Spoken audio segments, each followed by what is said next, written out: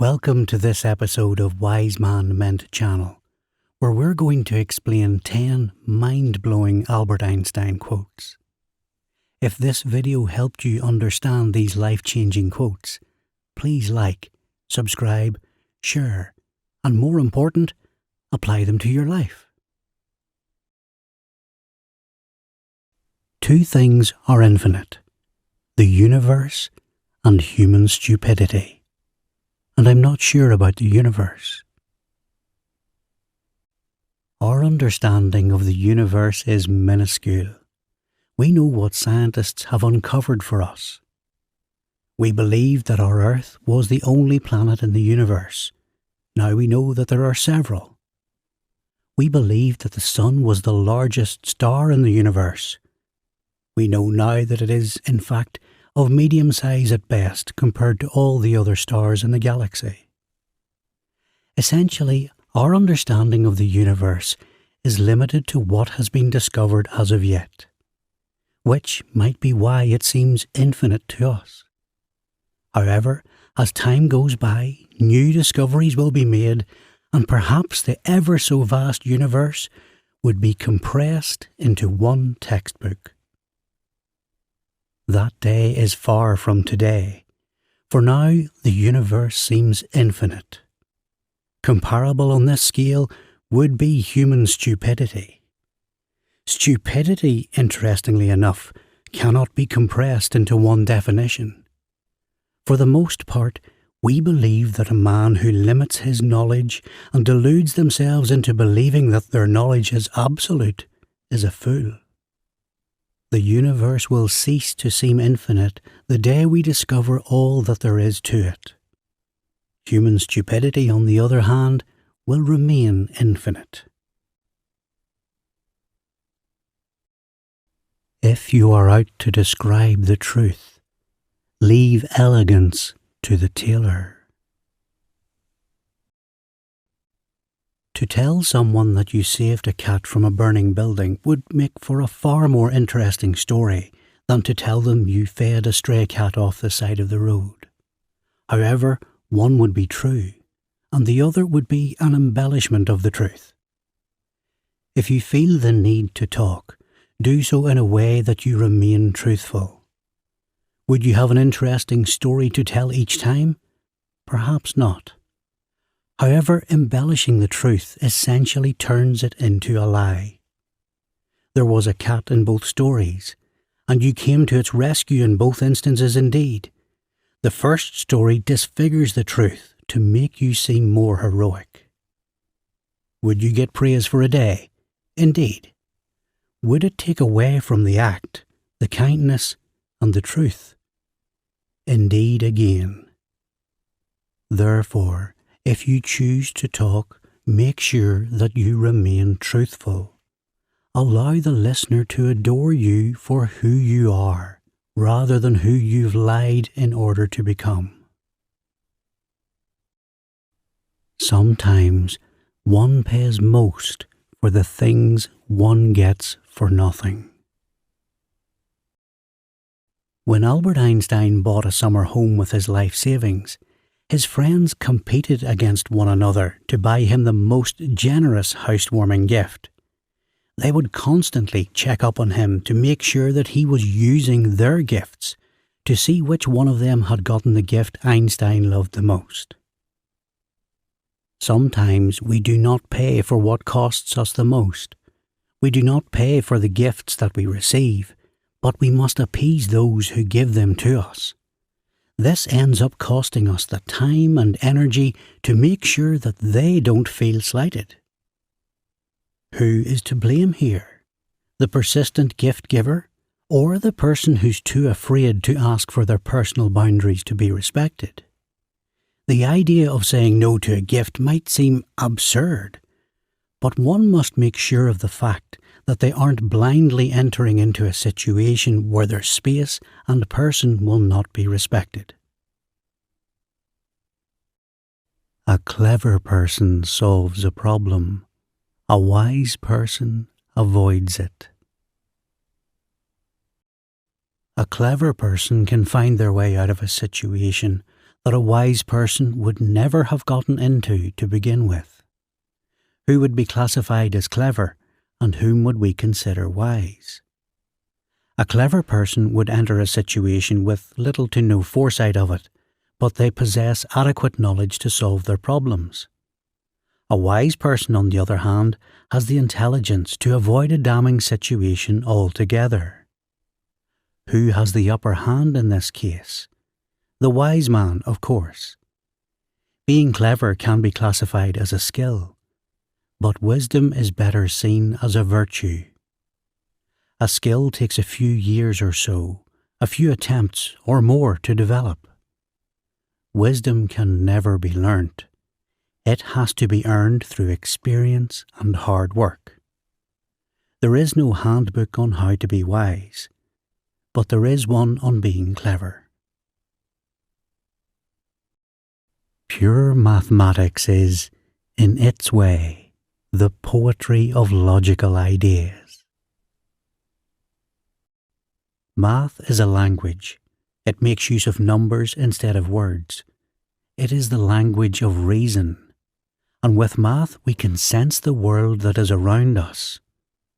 Math exists everywhere, in puzzles, in mysteries, and in complex situations which seem to have no explanation. Math has always been the solution. While mathematics might seem tedious and frustrating to many, to make sense of numbers and formulate expressions based on them would be to uncover a whole new world. It's not all about additions and multiplications. Math is about making sense of what is in front of us, understanding the core of everything in our surroundings, understanding reasoning and uncovering problems with mathematics is the first step in creating poetry. The value of a man should be seen in what he gives and not in what he is able to receive. For your contributions and your consistent efforts, you've been awarded a medal. For most people, the medal is a symbol of your accomplishments. For many, it is the sole symbol of your good doing. Is it? The medal is, in fact, an appreciation of your effort and your doing. It is what you have received because of who you are.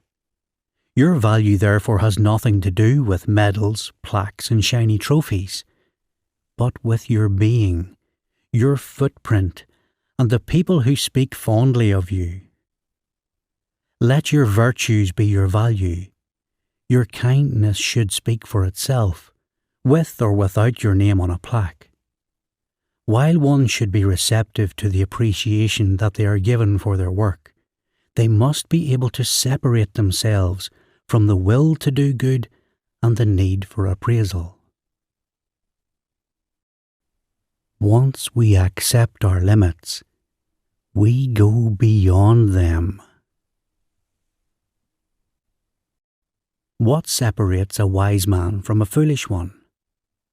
A wise man would see that the jump is too high and excuse themselves from the feat.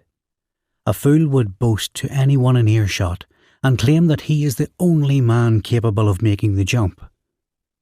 Was the fool more athletic than the wise man? Perhaps not. Perhaps the fool was twice as athletic. However, the jump was beyond his limits. In jumping from a height he could not, the fool didn't win appraisal or awards. Instead, he became known across town as the man with 2 broken feet and a loud mouth. The wise man, the one who knew he wouldn't be able to make the jump, decided to go home and adapt himself to the challenge set out ahead of him. By recognizing his limitations, the wise man was able to surpass them. The fool was not. The world as we have created it is a process of our thinking. It cannot be changed without changing our thinking. For the longest time, men believed that the earth was flat. For a longer time, they believed that diseases were caused by bad luck and could be cured with spells and potions. And for the longest time, we believed that the dark side of the moon received no sunlight. We now know that the earth is round, that microorganisms cause disease, and that the dark side of the moon receives just as much sunlight as the other half. 3 changing concepts of the world around us. 3 separate centuries these ideas were finally changed. What we know of the world has largely to do with how we believe to see it, what we deem worth being momentous, what we embellish, and what we perceive as fact. The concept of absolute knowledge or a finite subject is unheard of. The world around us will change for so long as we're eager enough to learn more about it. I very rarely think in words at all. A thought comes, and I may try to express it in words afterwards. Think of an invention, a unique creation, something you feel is necessary but for which people haven't strived for just yet. Think of your very own creation. Do you have something in mind? Good. Now keep that thought in your mind and express it with words. Thoughts never come in words. You need to be able to find the right words to say. A thought might be something extraordinary, something the world can't wait to have. However, your thought dies with you the day you refuse to find apt vocabulary to express it with. The wheel would have been a thought if prehistoric men were not able to make sounds, express ideas, and communicate in the ways that they did. Your thoughts and ideas deserve to be channeled, explored, and communicated. A true genius admits that he or she knows nothing. Would you consider someone to be a genius if they claim to know nothing? It goes against the very essence of being a genius. This isn't to undermine their intelligence, but to suggest that most people would believe that someone who admits to not having absolute knowledge wouldn't be a genius. However, is there such a thing as absolute knowledge? There is not. Knowledge by design is never complete. You could never know all that there is to know, because the minute you know a discipline, you begin questioning it. You want answers, you want explanations. To accept that your knowledge had reached finality would, in fact, be accepting that you had little to none to begin with. We hope you have enjoyed and learned from this episode of WiseManMeant. If so, please leave in the comments below which quote explanation you liked most. And don't forget to subscribe and hit the bell button to get notified when we release a new episode.